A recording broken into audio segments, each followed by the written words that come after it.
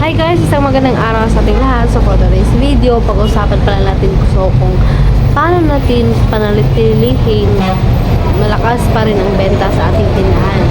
So number one yan, paano natin panalitilihin mabilis? So number one is yung customer service mo. Dapat maganda yung customer service mo para pabalik-balik yung mga taong bumibili sa'yo. Tapos pangalawa, dapat yung availability ng stocks mo. Dapat pag tanong ng tao, meron ka talagang maibigay. Kasi pag kalimitan kasi niyan, bibili yan sa isang tindahan, maraming bibilin. May natanong siyang isa, wala, hindi na yung bibili sa'yo, doon na yun sa kabila. Kasi meron kasi mga taong pag gusto nila, pag bumili sila, lahat ng gusto nila andyan lang sa isang lugar kasi pagod na silang pa-transfer or ano.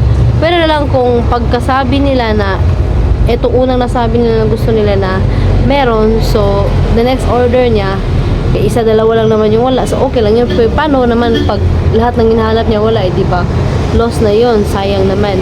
So next niyan is that kung if ever meron silang hinahanap tapos wala, ilista mo yun. Tapos sa susunod, bilhin mo yun. Kahit paunti-unti lang. Kasi sa susunod nilang balik at kung meron, edi dyan na yun paulit-ulit na bumibili sa'yo.